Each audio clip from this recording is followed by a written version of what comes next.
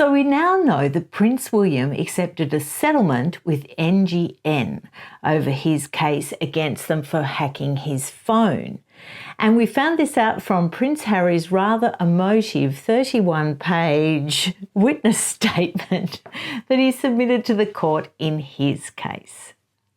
Now, there's been a lot said about this, and I've really noticed that there's not many impartial commentators on this. There seems to be two distinct camps, but it's heavily weighted in the favour of NGN. They have very good lawyers, and they also have a lot of very prominent YouTubers that frequently appear on Talk TV, a Rupert Murdoch enterprise and show. So I'm not sure that an impartial version of what's happening has really been presented. So I'm going to attempt that now, but I will qualify it by saying that Prince Harry has done himself no favours at all with that 31-page witness statement, because it was basically contrived to have a potshot of William, to paint him as someone as weak, someone that's settled rather than fight the good fight. And that's very far from the truth. We have to remember that Prince William, the Prince of Wales, is heir to the throne, and he's going to have to work with NGN newspapers, for the next how many years, all through King Charles III's reign and into his own. So the settlement makes sense.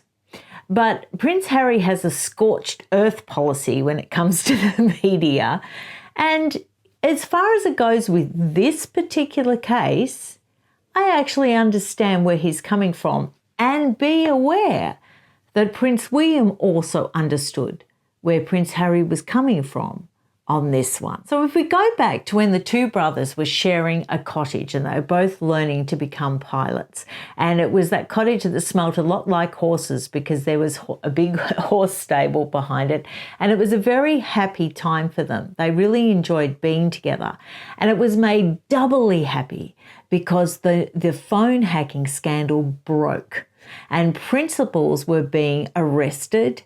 And Clive Goodman, who was the one that was responsible for hacking the royals' phones, was actually sent to prison in 2007. So Harry and William were pretty much elated over this because for many, many years they had felt under siege and a little bit paranoid. They didn't know who to trust because when your phone's hacked, you think that the details of what you said to a friend or a girlfriend, whatever, were leaked to the media. And this had a huge impact on their trust and on their relationships. So both brothers were very much aligned in this case against NGN, and it was specifically against a newspaper that hacked into William and Harry's phones, which was News of the World. Now, News of the World, by public outcry, ceased to exist because it was revealed that they actually hacked the phone of a missing schoolgirl, Millie Dowler. And people in the UK would just not put up with it. They were appalled. And so as a consequence, News of the World had to make massive payouts to victims, and also the newspaper shut down fully in 2011. So the brothers were still aligned in 2016 on this case, but it was moving very slowly. They were basically on hold by the Clarence House lawyers because other litigation was being pursued, and they were told that they couldn't pursue theirs until this other litigation was settled. Now, Christopher Guite, who used to work for the Queen until Prince Charles and Andrew actually pushed him out rather promptly, he actually approached Harry and said, look, litigation is about to finish, so there's a case that we can move your case forward now. And so he was, I really think it was such a pity that Christopher Guite was pushed out, because he seemed to me, from what I've read in all the books I've read, and I've read a lot now, he seemed to have integrity, and he seemed to have the best interests of the royal family and the stability of their family relationships. I think he took that to heart. I think he cared about it. And I'm not so sure that anybody else has since, but that's just personal opinion. But I think a lot of this trouble could have been avoided if Christopher Guyot was still there. Anyway, so that's when Harry started getting frustrated because he could feel the slowdown happening. And he wanted to get this resolved before his wedding and also before Catherine had Prince Louis. And he actually wanted a personal apology from Rupert Murdoch himself before his wedding if the royal rota were going to be allowed in to cover that wedding. And there's a lot of fallout to all this because lovely people like Arthur Edwards didn't get to cover Harry and Meghan's wedding because he worked for the Sun newspaper, which is an NGN newspaper. So there's a lot of good people and good journalists that are caught up in the fallout from all this. Just because they happen to work for Rupert Murdoch doesn't mean that they're not professional and good journalists. I have to declare my bias. I'm not a huge fan of Rupert Murdoch, and that's why I'm willing to tell this story quite impartially, because the chances of me appearing on Talk TV are 0 to zilch, and so I feel like I can just tell it like it is. And I think that the people that watch my channel are interested in a balanced view. I hope so anyway. So NGN's whole shtick is that Harry's too late, it was all too long ago, and oh, how ridiculous, kerfuffle, kerfuffle, kerfuffle. And it's not really that ridiculous, because when you have historic allegations that caused real damage to people over a long period of time, you have every right to challenge that in court. Now, Harry would be a lot more successful if he left the emotion out of it and thought about his objective. His objective was to make NGN accountable for what they put the royal family through hacking their phones. And his opinion that Clive Goodman receiving a jail sentence wasn't enough, that there was more accountability required for what happened. And William in particular suffered dreadfully. And actually William was one of the principal people that enabled Clive Goodman to get actually arrested and jailed, because it was a phone conversation that William had with Tom Bradbury, his friend, about equipment he wanted to borrow to do a filming project. And that was when they realised that William's phone was getting hacked. And so that actually led to a lot of the investigation being more successful. So William was instrumental. But we have to remember that the brothers were aligned. So when William accepted the settlement in 2020, I would imagine that that was a slap in the face to Harry emotionally, because he had an ally in this, and then all of a sudden he didn't have an ally in this.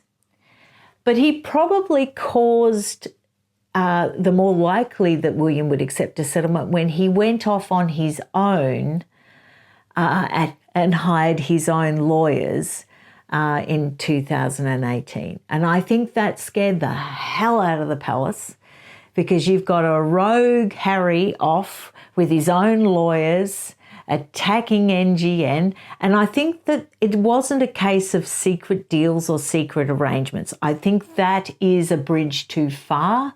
Harry's trying to imply that, but I don't think that there isn't any evidence of that. And if you're going to throw out an accusation like that in a witness statement, you need to back that up. Harry said that William accepted the settlement due to secret deals being done in the background. Now, you cannot throw out an accusation like that in a witness statement unless you're prepared to back it up. But we could tell that the judge wasn't overly impressed with Harry's view so far, because you need to stick to the facts. And the facts are that the William and Harry's phones were hacked. They are bringing a case against NGN. Harry wants an official apology for what happened. I don't know what else he's prepared to accept. I don't know whether he would be prepared to accept a financial settlement, because Harry is out for blood. He's out for retribution. He's out for accountability. He's out for NGN to take responsibility, and he's out for Rupert Murdoch. That's who he's out for. And he wants an apology, and he wants that apology to hurt. And then you've got the other side where you've got the royal family knowing that they have a continuing relationship with NGN, and they have to be practical. Now, that doesn't mean that they've got secret deals going, but it does mean that they have to choose their battles. They have to choose the battles they're going to fight. And with Harry off fighting his own battle his own way, that is fraught with danger for pretty much everybody. Now, I think Harry was really, really silly to smear Prince William in that way, because the whole implication was this guy started the fight with me, but he didn't see it through, and he's on the other side, and he's willing to settle just to make deals with the devil and protect himself, and he's willing to throw everybody else under the bus. Now, in the early 2000s, when they were trying to rehabilitate, if you read Tom Bower's book, which was The Rebel Prince and now it's The Rebel King, you can actually see that there is a lot of truth to what Harry says about deals being done, because if you read that book, I suggest you read it, it's full of instances where Mark Boland, as the representative for the then Prince of Wales, and Camilla did clearly forge a relationship with the press, particularly the Daily Mail, that required, let's say, extensive cooperation. But whether that is still the case now, it's not provable. And I don't know that Charles and Camilla would really need to do that now. There was a definite need to do that back then, late 90s, early 2000s. I don't think that they would be getting crowned at the coronation coming up, or even, I don't think they would even be married if they hadn't have taken an aggressive approach to go after what they want and do what was necessary. And I'm sure really deep down that if Harry was in their position, that he would have done exactly the same thing to marry the person that he loved. So there's a lot to this, and it really annoys me when there's that simplistic sort of poo-pooing where the case that Harry is bringing against NGN is just sort of dismissed and poo-pooed and, oh, he's an idiot. Well, I agree that he acts like an idiot a lot of the time. But in this case, what happened with the phone hacking was horrendous. I agree that the principals in that saga and drama probably haven't been held to account enough, but there's definitely validity in claims against what happened. And there's also validity in Prince William choosing to settle. There is nothing wrong with that. People settle law cases all the time. It doesn't mean that they're not willing to fight for their principles. It doesn't mean any of that. It just means that in order to sometimes protect who they're dutifully taking care of, in William's case, the royal family, the institution, the monarchy, he makes choices in order to protect that long term, because he sees that as his practical duty. And I admire him for that. I'm sure he's going to have to make many more really tough decisions in the future. And like I said, for Prince Harry, he is only the spare, as he keeps telling us, and so he can probably afford to have a more scorched earth policy in his fights against NGN. So I hope that provides some context for you about the two different positions of the two different brothers. I hope it balances it a little bit about what people are saying about it, and I hope it clarifies a little bit of actually what it's all about. I'll see you again very soon. Bye.